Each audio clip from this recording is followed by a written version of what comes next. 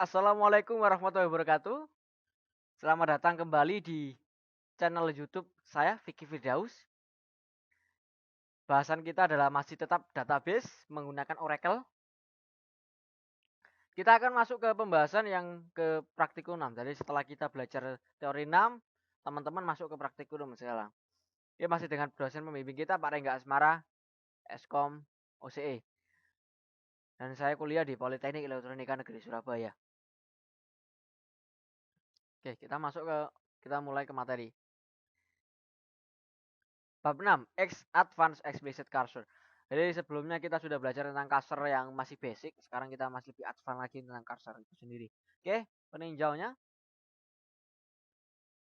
Declaring and using explicit cursor with parameter, mendeklarasikan dan menggunakan cursor eksplisit dengan parameter. Menggunakan for update kursor. Oke. Jadi kursor sendiri itu apa sih? Kursor adalah suatu variabel dalam blok PLSQL yang tidak mengizinkan seseorang programmer membuat query yang menghasilkan lebih dari satu baris untuk ditampung di dalamnya.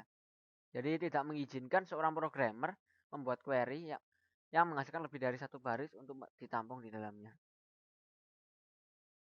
Ada dua jenis, implisit dan eksplisit, sudah dijelaskan pada bab sebelumnya. Implisit itu sendiri apa? Suatu kursor yang diatur oleh PLSQL selalu membuka implisit kursor setiap kali kita menjalankan perintah select atau perintah DML. Database itu English lah, entah itu apa. Lupa.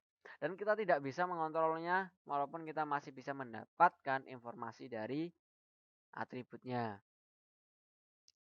Sedangkan explicit kursor adalah kursor yang bisa kita atur, namun sebelumnya kita harus mendeklarasikan dengan menjelaskan variabel explicit kursor dan menghubungkan dengan query secara khusus. Query mempunyai return beberapa baris, kemudian hasil query diproses dengan beberapa langkah berikut. 1. Membuat explicit kursor dengan perintah open. Jadi mereview pembahasan yang praktikum kemarin. Jadi awal ketika kita membuat sebuah kursor harus diawali dengan open dan diakhiri dengan close. Fetch data dari kursor ke PLSQL dengan perintah fetch atau ambil. Menutup dengan close, itu pasti. Oke, kursor dengan parameter kita lebih dalam lagi.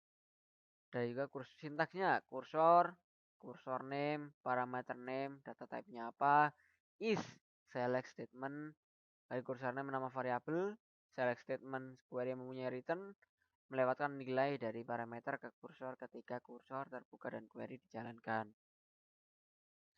Open the explicit kursor. Membuka explicit kursor beberapa kali dengan nilai yang berbeda. Setiap kali membuka. Open kursor name, parameter value. Kursor with parameters. Contoh, melewatkan nomor departemen dan nama pekerjaan dengan perintah where di dalam perintah kursor select. Declare kursor, emp kursor, depno, number, job, varchar, is. Jadi kursornya seperti itu. Oke, untuk membuka kursor tinggal open. Di sini ada. Kita close lagi. Kita bisa open lagi ketika itu didahulukan. Jangan lupa close-nya lagi di bawah.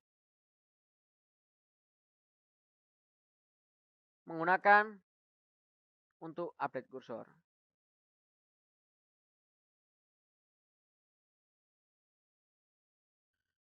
Select from for update of column reference no wait.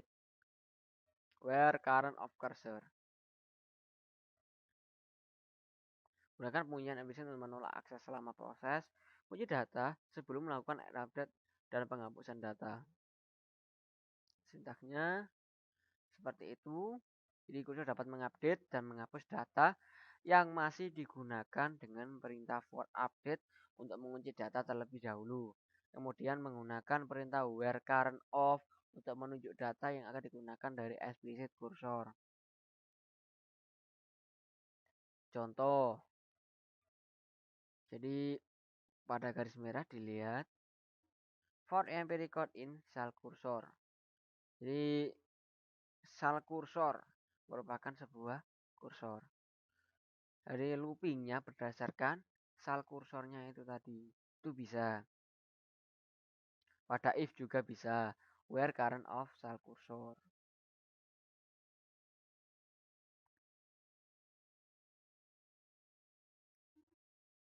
Oke, kita masuk ke latihan.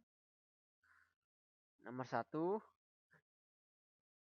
Program PLSQL yang menggunakan kursor untuk menampung data nomor departemen, departemen ID, dan nama departemen. Departemennya dari tabel departemen. Untuk yang nilai departemen ID-nya kurang dari 100. Kemudian lewatkan nomor departemen yang ada pada kursor pertama menjadi parameter dari kursor kedua. Di mana kursor kedua ini akan menampung nilai data pegawai dari tabel employees yang terdiri dari nama belakang pegawai, pekerjaan, tanggal masuk kerja, dan gaji. Dari pegawai memiliki nomor pegawai employee ID kurang dari 120 dan bekerja pada departemen seperti nomor departemen yang dilewatkan untuk menjadi parameter argumen dari kursor kedua. Hasilnya seperti ini, jadi kursor yang didapatkan kursor yang nyelek langsung departemen ID, departemen name, from departemen yang departemen ID-nya kurang dari 100.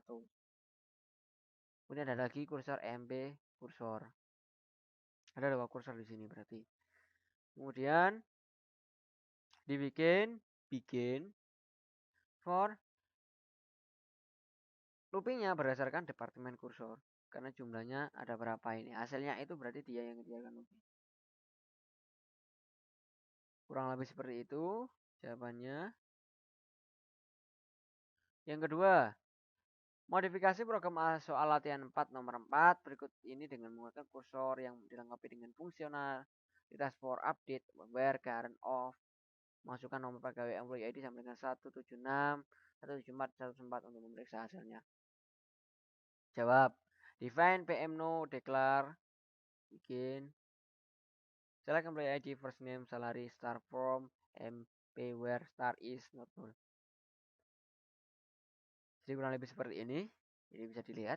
Untuk mengambil, nah ada namanya fetch. Ini untuk mengambil. Share kursor itu dimasukkan ke vessel. Jadi kursornya sudah ada, sel kursornya di sini. Kita definisikan atau mendeklarasikan sel kursor yang nanti diambil dari dalam open.